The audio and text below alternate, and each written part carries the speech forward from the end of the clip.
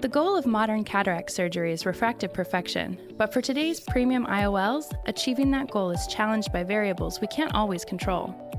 And that's really come about because our demands of our patients has really gone up. So once you start thinking things as a refractive procedure, your mindset has to be very different.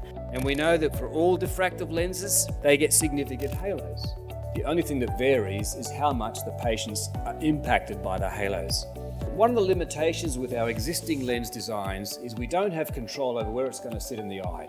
And one of the issues with this, with respect to any of the formula, really is trying to understand the position of the lens after surgery. And if you can basically predict where your effective lens position is or where your lens position is, then you can get a better idea to understand your post-operative outcome.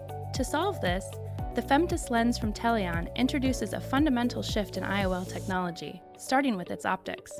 It is an asymmetric optic with one zone for maximum light focusing at distance. It not only provides excellent visual performance for far, intermediate and near distances, but it also provides improved contrast and depth of focus in low light conditions.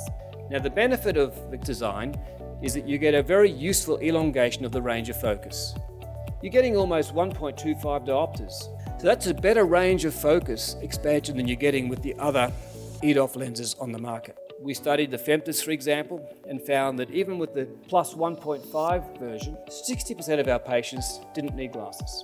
The reason why I kept on shifting lenses across the time period till I reached basically the FEMTIS was because not only did we want to basically improve basically patients' experience as well, we actually wanted to reduce the side effects of these lenses. So this is the only lens where you can put it where you want it to be and it'll stay there because the rexis will not change or will not move. This is most likely because the clip haptic design with the anterior capsular fixation provides a predictable effective lens position. The other advantage is that since it's in the anterior, it's not going to move backward or forward, no matter how the capsule fibroses later on.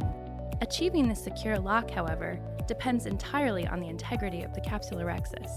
So what is a perfect or ideal capsulotomy? So it's thought that the ideal anterior capsulotomy is one that is centered on the patient's visual axis or centration, achieves 360 rim to optic coverage.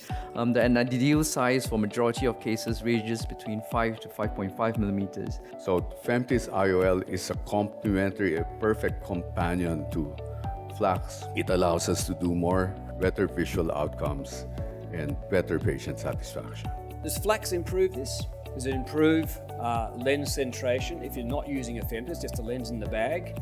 Well, it does improve it. So if you use a femtosecond laser to create your capsular rexis and you put a lens into the capsular bag, you do get slightly better centration with the FLACS cases. I presume most of you are already doing femtosecond FLACS routinely. If you are, I think then this would be a very useful addition to your lens choices for your patients. Back to the learning curve when we first started doing FLACS, choose the easier patients, not so dense, and then you don't struggle with the surgery. For the FEMTIS, you need to have a very good pupil dilatation so that you can get an adequate capsular exercise. And the clinical data proves the concept, starting with rotational stability. When we assessed the mean IOL rotation at 6 months post-op, we saw that the FEMTIS M Plus was an average of around 2 degrees, whereas the PanOptics was around 3.9 degrees. When we assessed the contrast sensitivity chart, we saw that the FEMTIS M Plus performed much better than the PanOptics Toric at all spatial frequencies, providing a much better contrast sensitivity. Ultimately, these clinical advantages give surgeons a new level of confidence in the long-term outcomes they can promise their patients. Now, one of the beautiful things, having followed these people for 6 years, is how lovely the anterior capsule looks, how little phimosis we see out to 6 years. And I think that's because we're controlling the rim of the rexis. So one thing you can do with this technology is that you can assure them that it's something that will be sustained. It'll be consistent, especially when you deal with patients who have refractive lens exchange at a very young age, and you don't want them to become problems maybe 10, 20 years later.